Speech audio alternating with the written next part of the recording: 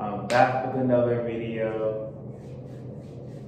If I look a little blown, it's because I actually recorded a whole video before this video, me reacting to Anscape, Stephen Curry going through all of his shoes. It was a 15-minute long video, and I recorded the video. I was about to go edit it, and then me being slow, I deleted all the videos, went to recently deleted, and guess what I did? I deleted the video. You what? Don't you have to be stupid somewhere else? Not until 4. And I know you're like, Taylor, how did you delete the video? Well, I had other stuff that I had to delete, so I would have space when I saved the video from editing it. So I was deleting those stuff, and while I was deleting those stuff, I wasn't thinking, I just deleted all of it. So now I'm about to react to another video, and then hopefully I'll get the energy to edit it later tonight. Stop the cap. Stop the cap. And then hopefully it'll still come out today. Yeah, hopefully it'll still come out today, or it'll come out tomorrow. Sorry. Yeah, I mean, I'm not gonna say I'm struggling. Y'all be straight, man. Y'all be straight, man. Y'all be straight. Y'all be okay. It's not like y'all begging for my videos anyway. So, yeah, so we gonna be reacting to this video now, which is Stylist breaks down NBA's best tunnel fits of 2023, GQ Sports. And this drink is copyrighted GQ. I'm not gonna lie. I'm not gonna, you know what? Let me calm down. But GQ Sports, you can fill in the blank. Stupid, I'm not gonna let you get the chance. Don't copyright my video. Alright, so let's just get straight into this video. Before we do, please just subscribe, like, and comment, and we gonna just be flowing. Like Stephen Curry, shit. I know, it's still okay. Alright, we gonna start. What's up, GQ? I'm Al O'Neill, and today we're going to be going through some of the year's biggest tunnel fits from the NBA. I bet. Now, there's some good tunnel fits, I'm not gonna lie.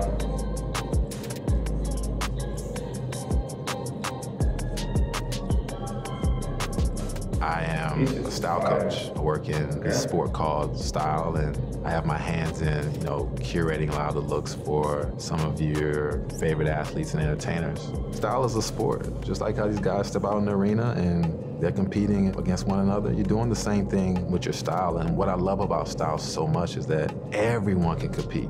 I might not be able to get out there and compete against LeBron, but I can compete against LeBron at the GQ party. For me, Kyle Kuzma is taking the throne. Kyle has said, I want to be recognized as the NBA's fashion guy. And he's doing a great job with it. Very, very polarizing. The looks feel very, for some reason, I want to use the word animated, because you feel like each look can be its own character. There's no super cohesiveness, but it's almost like he's walking into a booth and coming out as a different person. That's what's interesting about it, and I think that's very, very intentional, because he experiments with everything from wearing jackets with no shirt underneath, wide pants. There's no silhouette, no shape, no fabric, no cut that he avoids, any type of headwear.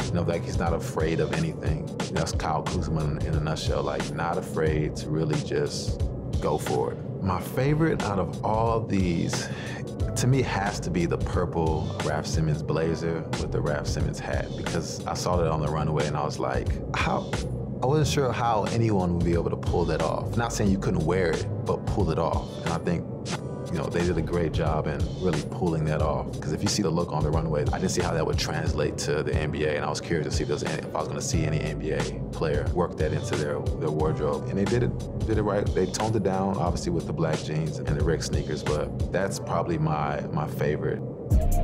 Shai Gilgeous-Alexander. He's the one coming for Kyle Kuzma's neck. If Kyle Kuzma slips up, Shai's right behind him. He's Gen Z. He's tapped into Gen Z. He gives them exactly what they're looking for. He has a uniform, or baggy trouser, baggy jean, and some sort of baggy top. Everything's kind of baggy with Shai. It's a nod to Iverson, if Iverson was now, or that era of the Diplomats, Jim Jones, like Cameron. It feels like very much so that era. Bootcut jeans, Timbs. Shea's really tapped into that. And it's like his uniform. Like if I see anyone walking around now or any other NBA player, I'm like, oh, that's Shea's uniform. My favorite would have to be the jacket, those orange Timbs, blue jeans, the hoodie underneath, the LV bag matching the Timbs in a way. It's the most well-balanced look for me as far as like silhouette and proportions, but the color palette is really nice. Feels good. I like that. Like Jordan there's a few guys up there who are playing on a different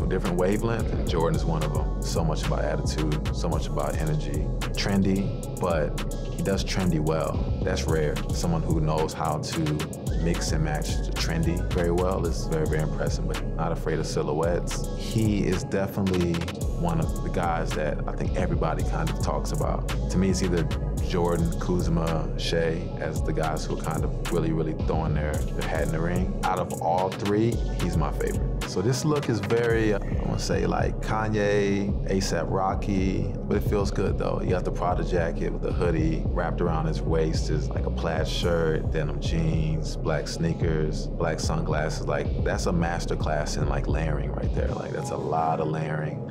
Like that's a vibe for sure. We got an ad. We expected this though. We expected it. I used my shining gun. I already knew the ad was coming. Shining gun. But my bad. I don't like no skips, so we're gonna just have to play it out. I know there's no skips. We're back. Devin. So Devin's style just reminds me of like California, San Diego, a little bit like the Bay Area. He loves the Converse. This is a guy who can pretty much get his hand on any sneaker he wants. But the fact that he really intentionally chooses to wear like Converse or a black boot kind of speaks volumes to how particular he is about his style. It feels like the cars he drives. It feels very classic. It feels very timeless. And so yeah, Devin Booker's style is gonna be a style that's not gonna like speak to you like in a very loud fashion, but very subtle and something that you appreciate over time. Okay. James Harden, Def. You had to put James Harden here.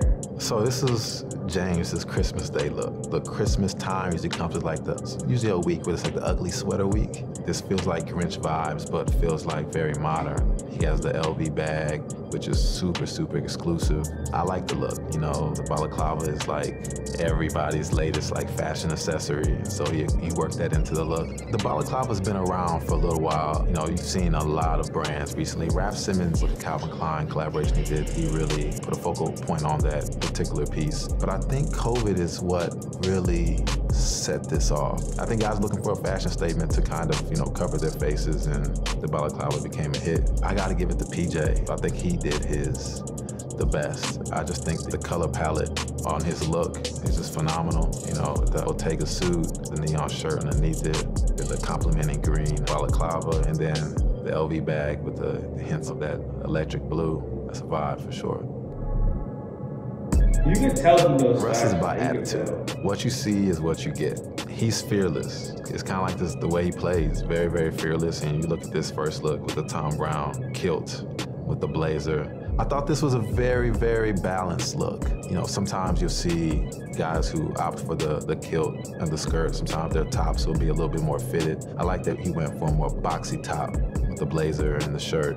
And he kept it very schoolboy too. You know, the high socks and the white sneakers. So it felt very like preppy, very classic, but it still felt like Russ. I feel like Russ has toned it down over the last few years. And so Russ is also very, very competitive. And I think he's seen, you know, the Jameses and the PJs and the Kuzmas do a lot of the things that he did, you know, several years ago. And I think he's now taking a different approach. You know, still fearless and still, you know, taking some risky chances, as you can see in the Tom Brown look. But he's definitely intentionally toned it down. But Russ is probably the NBA player that's chosen to really dabble in fashion. Russ has kind of taken it and made it his. And so like you said, when I work with guys around the league or in entertainment, Russ is one of the first names mentioned, like, hey, I want to emulate some of what he did. LeBron James. I think LeBron's always been consistent. He's always been who he is. He's probably one of the few athletes who's had a lens on him, you know, since the beginning of his career till now. I can go back and look at his looks and they've never been totally out the box. He doesn't take huge risks, but he shows how someone who is grown and professional should dress. It's like if MJ was in this generation, I would expect him to dress like LeBron. And so a lot of his looks are going to be, like say they're not looking at Kyle Kuzma, Russell Westbrook, or James Harden. They're not going to be risky, and it's very intentional. He's not trying to play the game that they're playing. He's appealing to a different audience with his style. I like it. It resonates with me. If you're looking for how to wear a nice top coat with trousers, and boots, and sneakers, and crop trousers, LeBron is one for that. I got it on. Giannis is my guy. I love him as a player. I love the tenacity which he plays with and the energy. I just feel like he can do so much more with his style. Giannis' style is so chill, very casual. Nothing really stands out. Sometimes we hear him in the conversation as like the face of the NBA, and I think that face needs to come with the wardrobe. When you want to be the face of the NBA, you also gotta not only like talk it, but you gotta walk it, or even off the court. And so I feel like his style just hasn't evolved. Yeah, that's my style. Like once he figures out what that tunnel can do for him off the court, I think sky's the limit. So from one African to the other, like Giannis called me. We can do some things. I'm gonna lie, Ja dresses like a senior or college student with a little bit of money. And that's fine. He just hasn't tapped into like the next evolution of who he is. So I think once he realizes that there's room for these casual looks, these jumpsuit looks, and then incorporates a little bit of fashion, and not even like loud fashion, just like switch up some variety into his looks. Because he has the build and he has the attitude and the energy to kind of carry anything. So yeah, Ja can really do some damage. He just hasn't tapped into that yet. How you gonna give me an ad when my video almost over? I don't know what you want. You want me to diss you or pull up like a rover? This isn't a green leaf clover. We're back. No, we're not. Sorry, we're not back. Step in. I don't think anyone considers Steph and fashion, together. But now he's made a huge jump. I see him, obviously. Please button up that shirt, no one wants to see that. Harden, I noticed you singing a song. So I sang an even better song. We're in no hurry to hear more from you.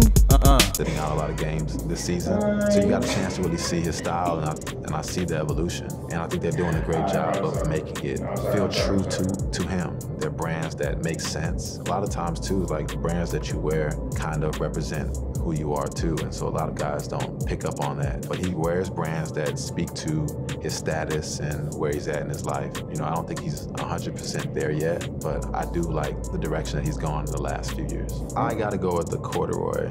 The other one feels a little too trendy with like the Marnie cardigan, the Rick cargos, the Bottega boots, and doesn't feel like him. But the Prada corduroy overall with the jacket laid over feels a little bit more Stephen to me. LaMelo's always been, I struggle to describe his style. It's definitely a product of Gen Z, but it's just a whole lot of red. Like it's too much red. Like there's no denying that red is his favorite color. Like imagine a look where red bubble jacket, red track pants, and red sneakers. That's aggressive. That one's not my favorite. I'll definitely have to lean with the one that doesn't have as much red. But even that one has a lot of red. Red sunglasses, red watch, red leather pants, red sneakers. There's two different things going on. I think there was an era where we matched everything from head to toe, and then there was an era where you found a way to play with the color wheel. Browns go with yellows, and yellows go with greens. And I think he's tapped into the area where you matched everything head to toe. He's like, I got the red leather pants, I'm wearing these red sneakers, got the black and red tee, I'm gonna throw on my red sunglasses and red watch. And so there's definitely an audience for that, but just definitely not one of my favorites. It's just a whole lot of red. Jason is definitely one of the guys that you would see him mix it up from time to time. Like you'll see him, in a suit, you'll see him in a cardigan set, and you'll see him a little bit more flamboyant with a furry jacket and, you know, ripped jeans. And so Jason shows that he has range. He's found what he's doing and just got to keep on like getting there, you know. I can see him slowly becoming what like LeBron and Chris Paul have become, just someone who shows guys his size, how you can dress and still be stylish.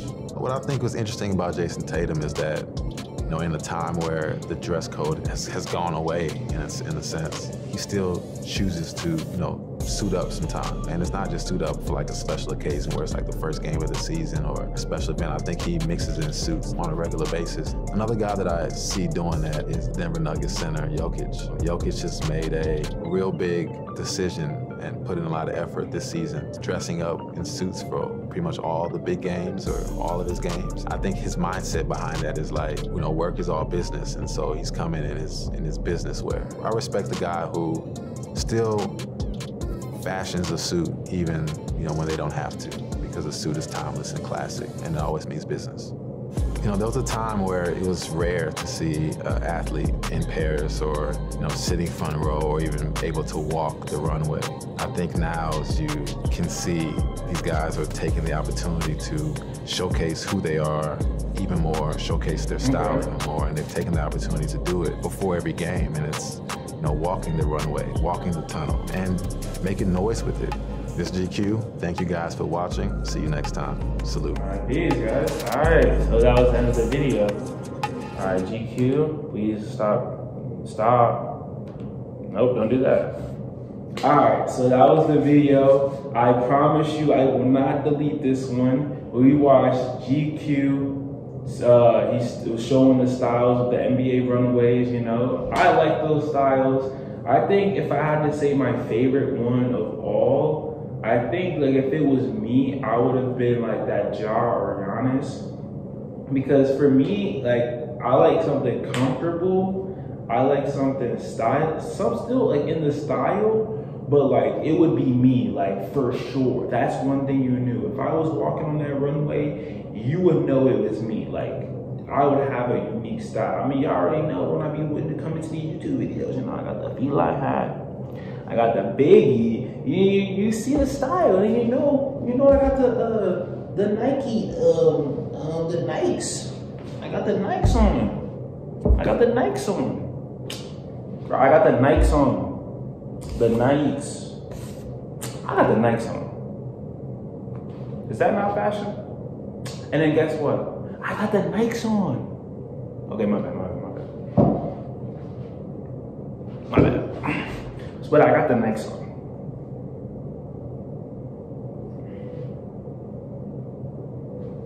Alright, so that's the end of the video. But if y'all didn't know, I actually dropped a video explaining how I ended up not playing basketball anymore. Right now, that's my most popular video. If y'all don't know why I stopped playing basketball or don't know why I ended my career, well, it'll pop up right here at the end of the video. You could just click it right here and it'll take you straight to the video. I'm gonna see y'all later. Hope y'all enjoyed that one. Peace.